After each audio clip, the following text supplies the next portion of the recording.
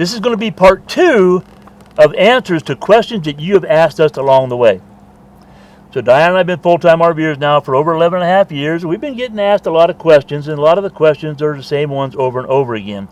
So we decided to answer some of those questions in a video for you. And because we know most people like videos 15 to 20 minutes long due to a survey I did, we're going to get started right now. I'm going to set my timer for 10 minutes, and then we're going to close out. Okay, Go. First question. What do you do for a living that allows you to live on the road?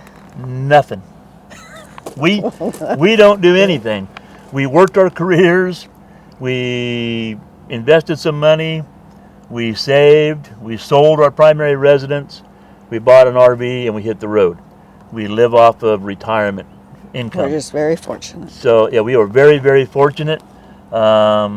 So that's really it. That's all we do. We don't do anything. But we live up with a budget. We do live in a budget. Oh yeah, we don't live willy-nilly. We have a budget, and if we don't stick to it, we will end up having to go back to work, and we don't want to go back to work. So yeah, we're not rich at all. We can't do whatever we want. We're not traveling the world, but yeah, we don't do anything on the road. We don't work camp, anything like that. Which is very enjoyable for some people. Yeah, a lot of people love to work camp. I don't want to work. Yeah, they want to stay busy with their time. We'd rather go hiking and biking. What we do is the YouTube channel gives us a few pennies, which we talked about in part 1, and the KOBO pickleball paddles, which we talked about in video 1, gives us a little bit of money. But you know, to us that's mad money. So we live on a budget. But if I want to buy a new hat, that mad money buys a new hat. We want to buy new camera equipment, that mad money buys camera equipment. I want to buy beard oil, that mad money buys beard oil. Diane wants to get I don't know, what do you want to get? Diane never wants anything. I don't need a lot. She's so simple. Anyway, we don't do anything. We don't work on the road. Next question. How do you pick campgrounds? How do we pick campgrounds? We used a program years ago. It was called RV Campground Reviews, and they have teamed up together with, what's it called? I wrote down a note there. It's called RV Trip Wizard. So RV Trip Wizard now has campground reviews. It does mapping. It does all kinds of stuff, right? I mean, it's a great program. So now we go and use RV Trip Wizard, and we map our routes with RV Trip Wizard, and we go on their map and it shows all the campgrounds in the routes that we're taking or in areas we want to be at, and we pick them with that. That's really what we use mostly. There's a couple others out there, good programs, Camp Benium, I think it's called, and All Stays. There's a lot of ways to pick campgrounds, but 90% of the campgrounds we pick is using RV Trip Wizard. Next. How many miles do you travel on travel day? All right, well again, living this lifestyle, it evolves all the time. When we first hit the road, we would travel 50 to 75 miles, maybe 100 miles, and we would hang out a week. 50, 75, 100 miles, hang out a week. And then we would search within a 50-mile radius is where we would look around the area to research the area, whatever. And we did that for years. I mean, we did that for the first 8 or 9 years probably, maybe more. And a lot of it was because of Jack, who we talked about in the first video. But as we evolve, we are being more destination oriented. So those 50-mile travel days are kind of gone. Now it's not uncommon for us to go 150 to 200. That's a sweet spot for us. And then we're headed for a destination. So we figure we're aging out. Been on the road 11 and a half years, not getting any younger. We figure we better go see some stuff we want to go see before we can't do this anymore. So there you go. Did I answer that? Yeah. Okay. And there's just a lot to see. Yeah. Do you worry about bad weather? Well, sure. I mean, we don't worry about bad weather. You know, we know there's certain parts of the country that certain times of the year, Tornado Alley, for example, we just don't plan on being in Tornado Alley in tornado season. We don't plan on being on the East Coast in hurricane season. We do what we can to stay in parts of the country that we have our best chance of staying in good weather. But you always have the chance of getting caught in bad weather, whether it be hail or winds or heavy rains, whatever. But there are apps out there, a lot of weather apps right now that will help you know what's coming your direction. And there are a couple of YouTube channels that when there's bad weather around, and we're talking about really bad weather, They get on there, and it's a second-by-second blow of what's going on, right? Right. Okay, am I getting too long-winded? No. Oh. Well, I don't know. I just read the next question. Oh, the next question got her laughing. Okay, that answers that question. Next question. Okay. Do you use your bathroom or the bathroom in the campground?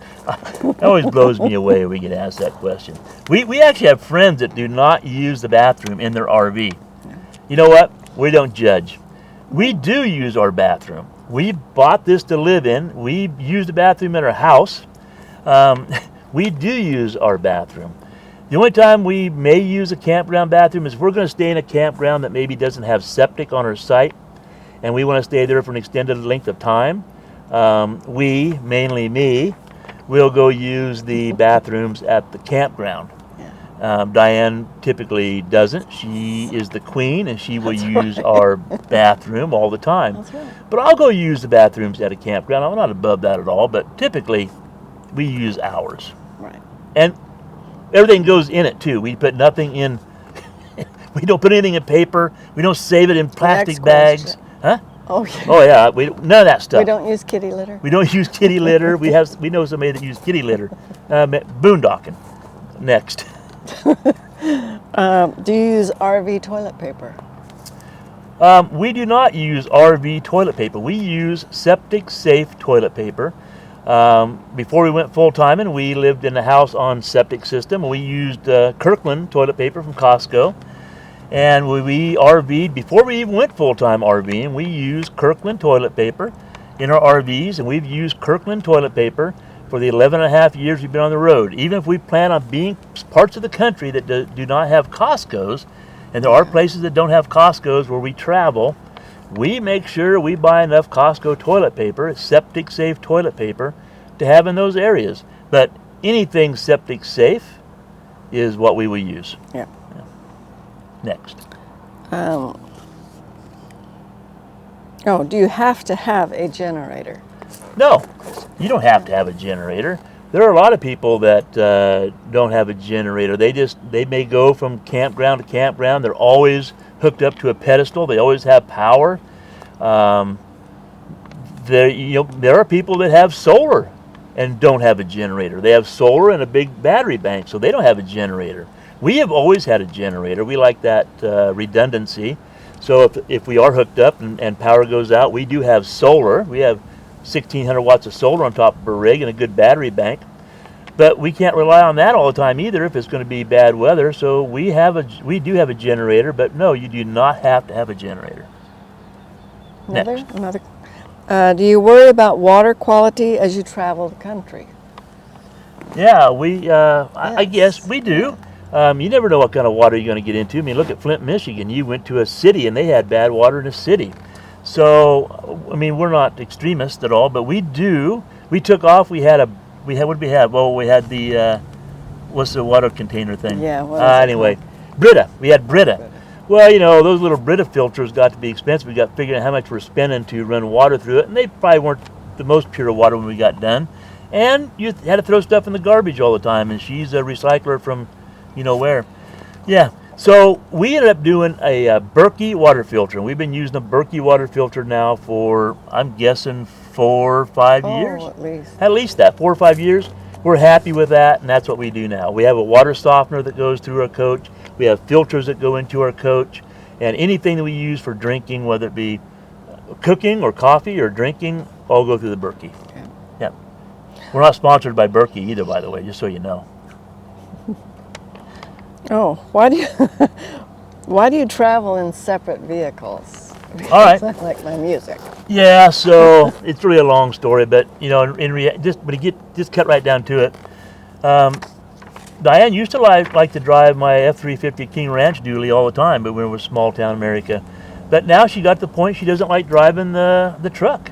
She doesn't like driving the truck, and she wants the freedom to go when she wants to go. And I don't want to always have to take her somewhere she doesn't feel like driving the truck. So the car gives her the freedom. Now, with that said, it is nice to have that car because the car gets 32, 35 miles per gallon roughly, depending where you're going, running around. And the truck, when we're not hooked up to the fifth wheel, gets 15.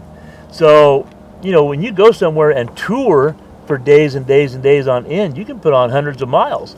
That adds up. So I know there's people are going to go, oh, you have wear and tear. But I'll tell you what, we'd rather drive that CRV down some roads that we would That not we want. wouldn't have gone. Yeah, we We would not wouldn't have seen those things. No, we would not have driven that truck down some of the places we take that car. We can buy 5 cars, maybe, I don't know what the prices are now, to one of those trucks. 3. Dang, 3 cars, okay. Dang it, that's 10 minutes already, Diane. One more question. Oh dear. Well, I don't know where I am. Uh-oh. Do you feel your rig is too big? Yeah, people see this rig. So we had a 40-foot Class A. We first hit the road, went to a 42-foot Class A, went to a 40-foot fifth wheel, and now we're on a 42-foot fifth wheel. Actually, 44 overall. No, but again, we research where we're going to go. We know before we go in if we're going to fit. We may be tight, but we deal with that.